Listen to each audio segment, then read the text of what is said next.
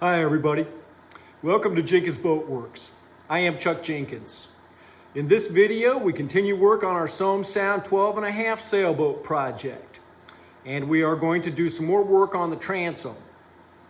In this video I concentrate on the symmetry and exactly where we have to put the transom cheeks on so that they are exactly the same on both sides and ready to take a bevel. I know we've spent some time on this, but the transom is wildly important. It is a focal point, and the planking all has to come around and lay fair on it. And if it's not right, the planking won't lay right. The whole thing won't look right, and it could quite honestly just be a big disaster. So I cut out a lot of video this time of me doing calculations and extra measurements and not being able to do some math and some frustration, but in the end it came out great, I think. You can see here that we've got the transom cheeks attached and some epoxy on there, and so I'm really quite happy with it. So anyway, that's what we're gonna do. We'll see how we got it to this point.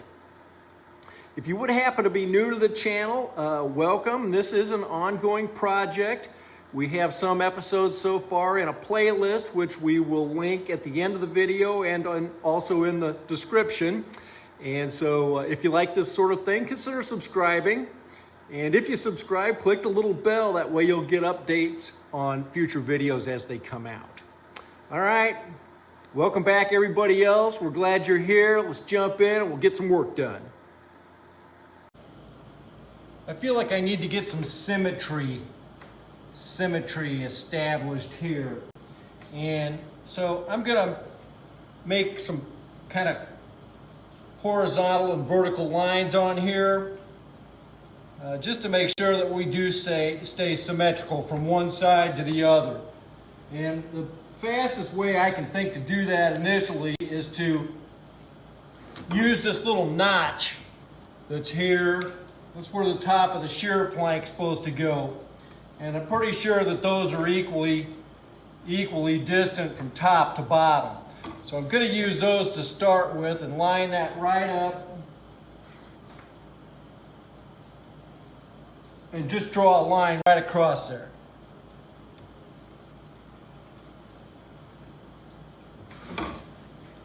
Okay, I feel pretty good about that. This is tricky because you can be off just the tiniest hair and then not have a right angle.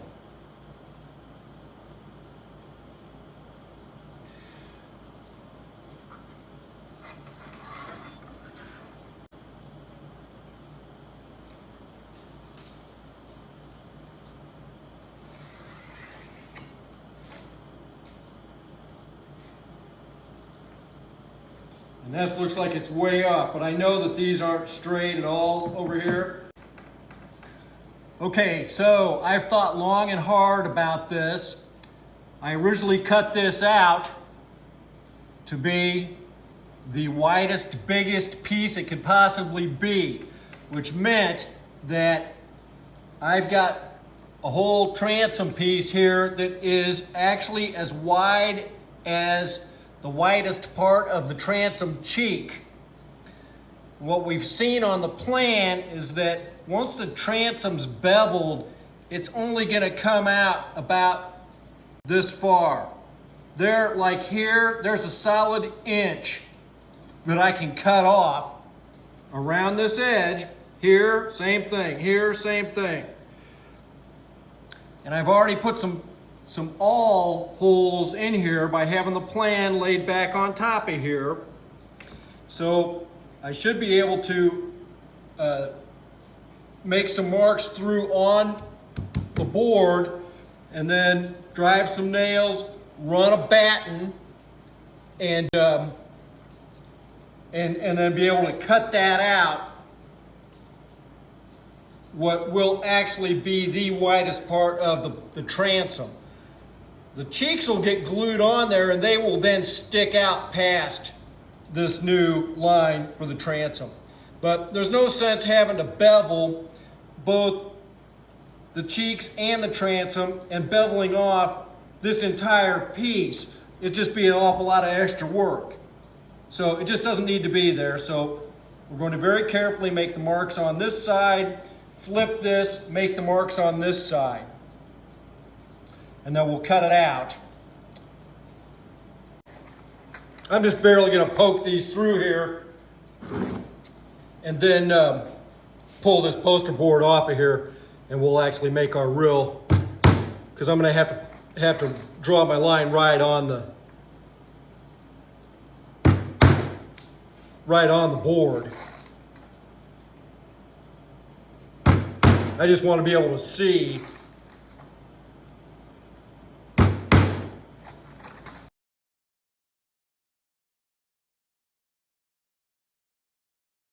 So pull all those back out of there, and we should be able to see these nail holes in the wood, and then we'll just do it all over again.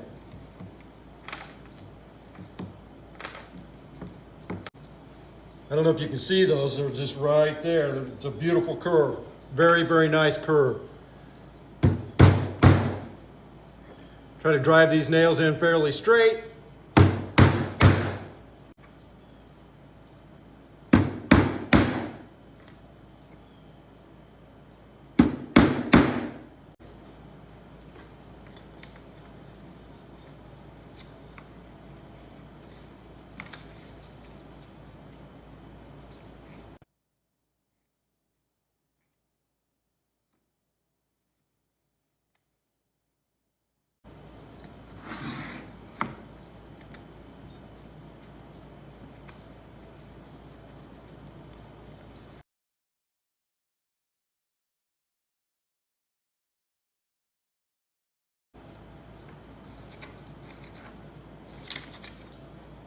All right, I believe that's a pretty fair curve.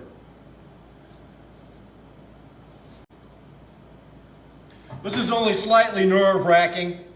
If I screw it up, I'll be buying more mahogany. All right, here goes.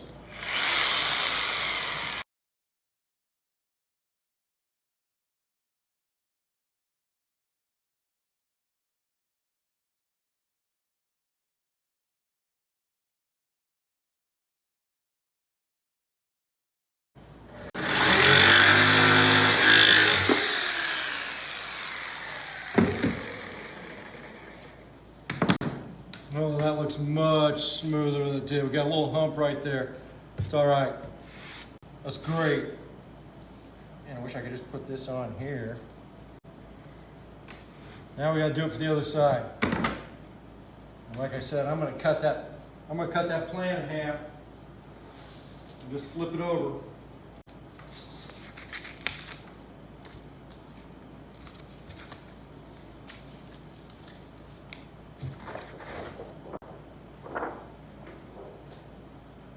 Cool. Now see, I can just line this right up on this center line.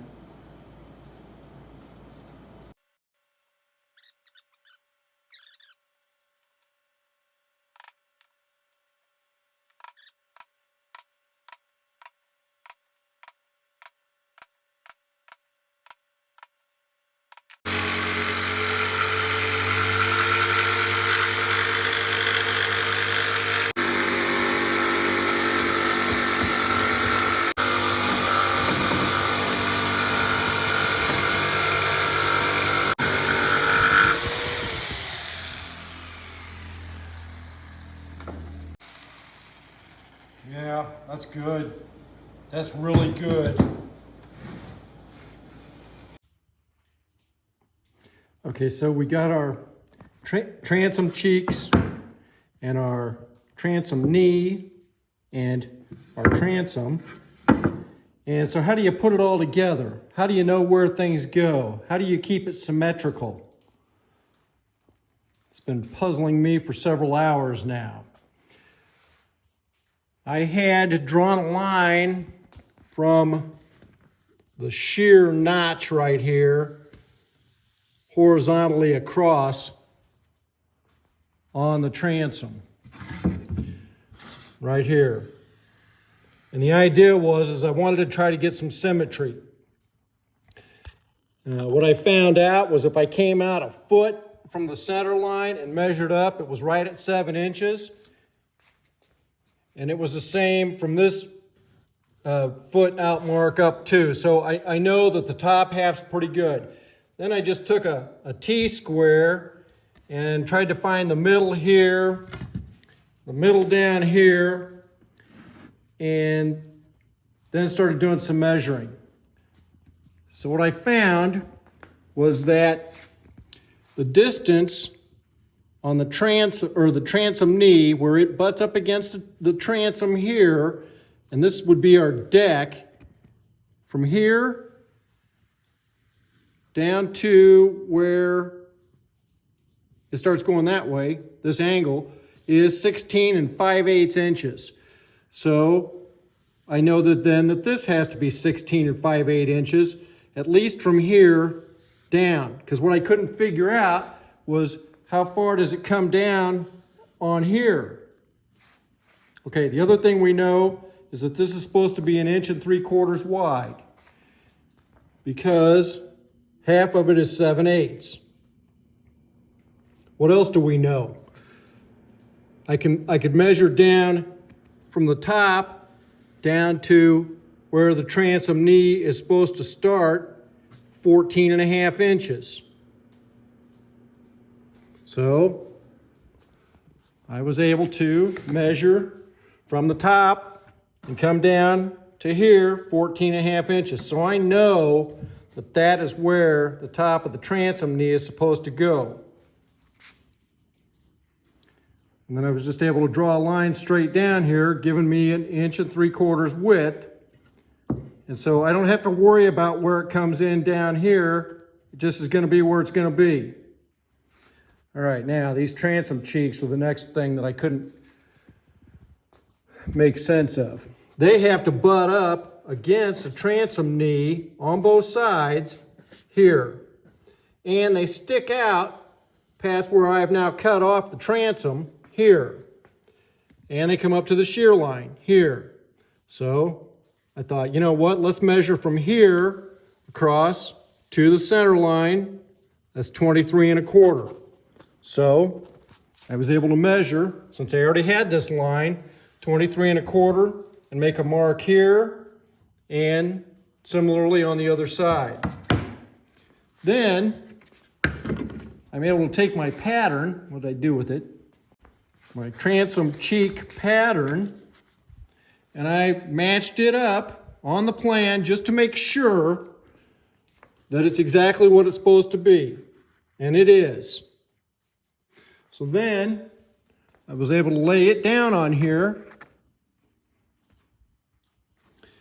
and match it up here and put it at this, whatever it was, 23 1/4 inches out. And now I can draw a line around this, which is what I did. And now I can put my transom cheek on there and just let it hit that line. And it comes right down there and matches up where it goes with the knee, right there. So I feel confident that now I'm going to have enough hanging off underneath here for us to do the bevel. And I'm also confident that it's symmetrical. So it took several hours, but we got it figured out, and I think it looks great. I'm very happy with it. I did have to go in and take these through the planer and get them down to 5/8 because they were 3/4. So now we've got our right thicknesses. Our transom knee needed to be 1 3/4. It was just almost a 1/16 too wide, but we got that straightened out.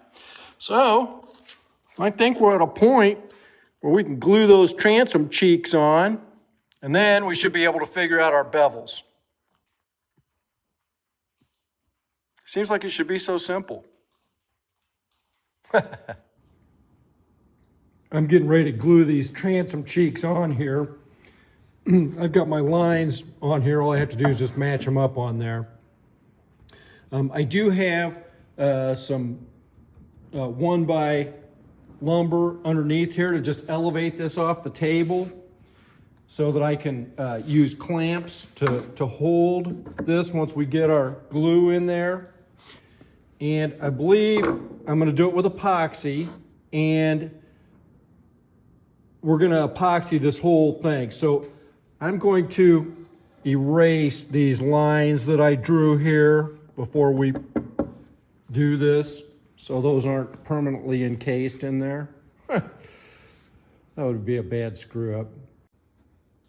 It's important to have your Dr. Seuss eraser. All right.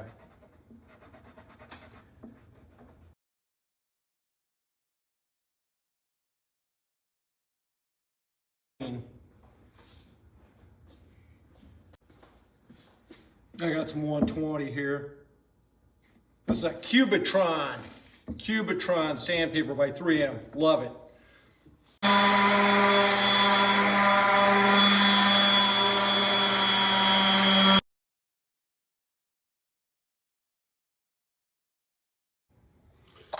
We're going to use this total boat 5-to-1.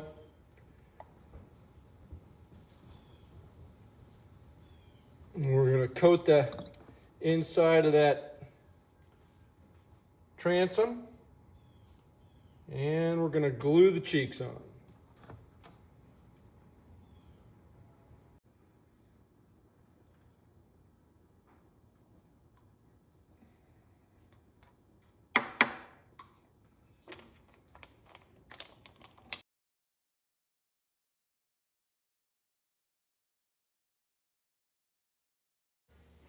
We had mixed up just the right amount of epoxy, got it spread out really good.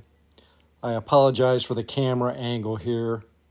Once you get that epoxy going and you got your gloves on, whatever, I just didn't feel like touching the camera at that point. This has since set up, and it came out great. When I put the cheeks on, I had a difficult time getting them clamped down. They wanted to slide around a little bit, so it took a little while, but we finally got them clamped. And then in the meantime, I did also make sure that that transom knee was going to fit in between where these are. And I didn't want to put the transom knee on yet because I'm still just a little unsure as to how far down it's going to go there at the very bottom. But all in all, came out great. I have since measured, and in between the two tops on that original line we had going across, it was 23¼ times 2 exactly. So I feel really good about it. We'll look at this again more in some future videos.